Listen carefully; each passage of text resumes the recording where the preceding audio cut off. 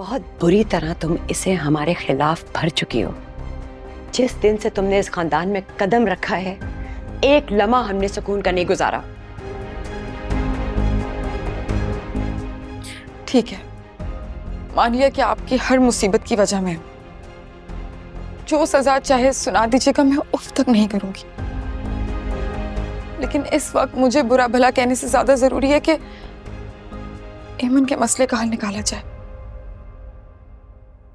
मुझे, आपको, एमन को, हम तीनों को मिलकर सोचना है कि हमें इस मसले से कैसे निपटना है। शायद यहाँ मौजूद नहीं है और एमन के पास निकाह का कोई सबूत नहीं सिवाय उन 3 गवाहों के जो निकाह में मौजूद थे। पता नहीं अब वो भी माने या फिर डर जाएं और झूठ बोलते हैं, छुपा लें सच को। ऐसे में एमन को आपकी कितनी जरूरत है ये मुझसे बेहतर आप खुद समझती हैं। मैं जानती हूं कि आप बहुत स्ट्रेस में हैं, आपका गुस्सा जायज है, लेकिन इस वक्त हमें आपके गुस्से की नहीं, आपकी जहानत और तजर्बे की जरूरत है।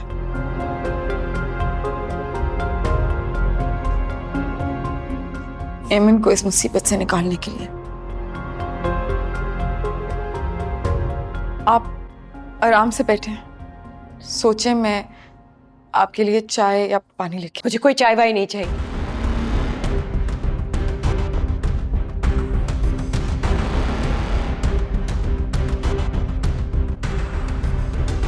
मैं तो तुम्हारे भाई से तुम्हारे बाप की जिंदगी की भीख मांगने आई थी और तुमने तो मेरे गले में एक और फांसी का फंदा डाल दिया। अब इस घर को, खानदान को तबाही से कौन बचाएगा? कोई नहीं। बाबा की जिंदगी की भीख? क्या हुआ है बाबा को? हम कुछ समझ नहीं पा रहे। उन्होंने कहा है कि अगर वकार ज़ुबी से शादी नहीं करेगा तो वो दुनिया के सामने बेइज्जत होने से बेहतर है अपने गले में फांसी का फंदा डाल देंगे और खुद को मौत के हवाले कर देंगे। हारिस ने कहा है अगर वकार ने उनकी बात ना मानी तो उनके जनाजे में भी शरीक होने की इजाजत नहीं है।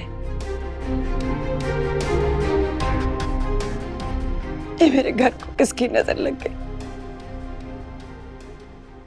दिन का तिनका बिखर रहा है और मैं तमाशा देख रही हूं। मुझे से कमजोर औरत और कर भी क्या सकती है?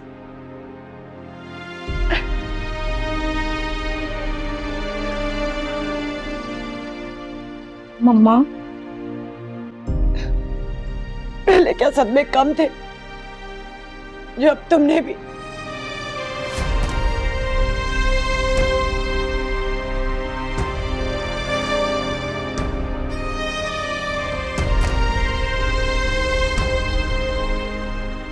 मैं तुम्हें 1-2 दिन में लेने आती हूँ। तब तक तुम अपने इस हमदर्द के पास रहो।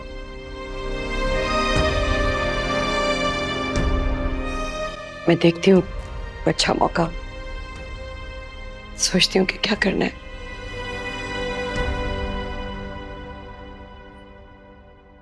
वकार से कहना कि उसे मैंने घर बुलाया।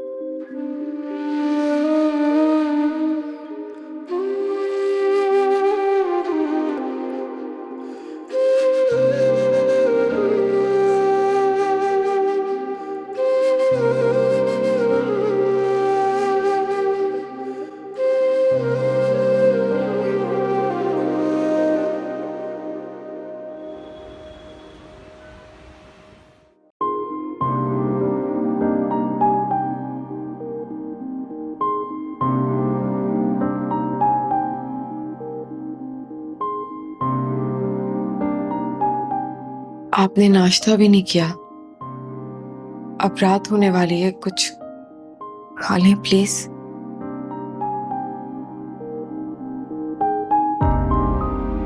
अम्मी आई थी आज। मैंने आपको कॉल करने की बहुत कोशिश की लेकिन आपने मेरी एक भी कॉल रिसीव नहीं की। शायद आपको लग रहा था कि मैं तंग करने के लिए कॉल कर रही हूँ, इसलिए। मैं आज किसी की भी कॉल रिसीव नहीं की।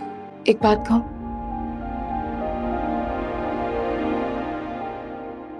आप ज़ुबी से शादी कर लें।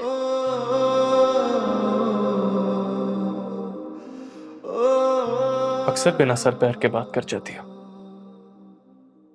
इस वक्त ये बात किस लिए? तुम्हारा दिमाग तो ठीक है? दिमाग तो ठीक है लेकिन हालात ठीक नहीं है। अम्मी ने मुझे बताया जो भी आपके बाबा ने उनसे आपके बारे में कहा।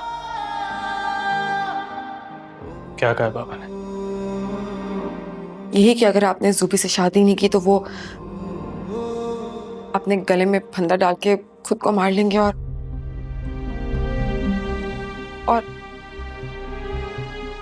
और क्या? पूरी बात बताओ विरसा, क्या कहा है बाबा ने? और ये कि फिर आपको उनके जनाजे पे जाने की भी इजाजत नहीं होगी।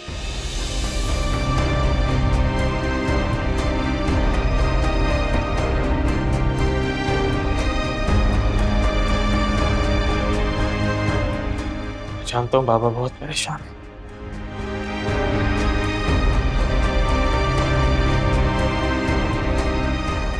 उन्हें अपनी कंपनी की नीलामी का खतरा है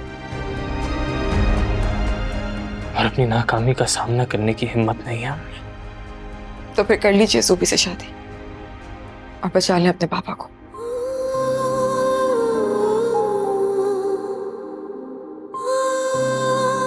मैं दिल से ये सब कह रही हूँ।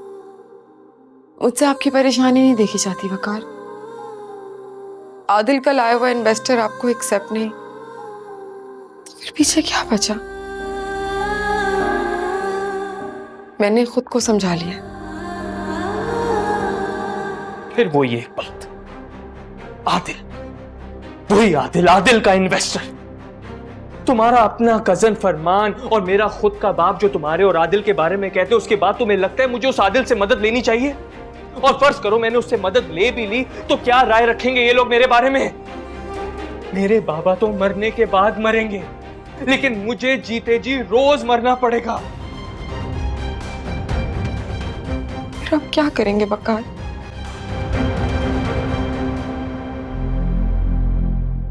तो भी बताओ ना मैं क्या करूं?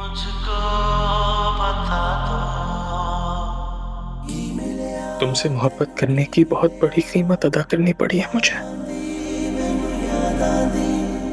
और तुम के मेरा साथ देने के बजाय जो दिल में है सोचती रहती हो, बोलती रहती हो।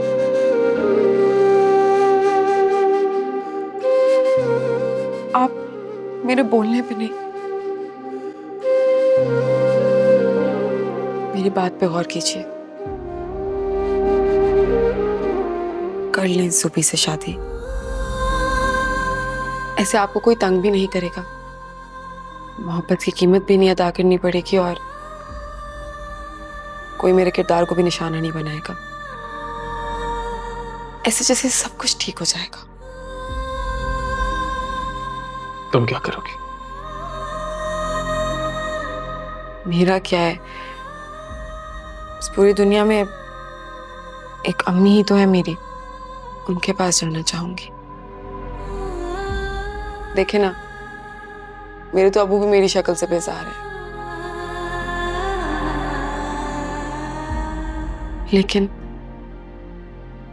क्या आप एक वादा करेंगे मुझसे?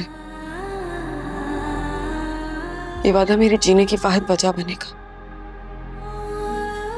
और वैसे भी आपके बगैर जो जिंदगी मिलेगी उसे जी के करना भी क्या है। बोलो कैसा वादा? आप मुझसे कभी ना मिले, मेरी शक्ल भी मत देखिएगा, मुझसे बात भी मत करिएगा, लेकिन प्लीज मुझे तलाक मत दीजिएगा, वरना मैं जीते जी मर जाऊंगी।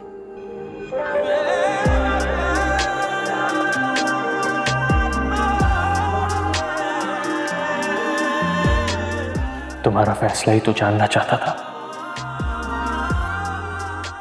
तुमने अपना फैसला सुना दिया मिर्जा, लेकिन मैंने अभी हार नहीं मानी है। मैं आखिरी दम तक लड़ूंगा मिर्जा, आखिरी दम तक।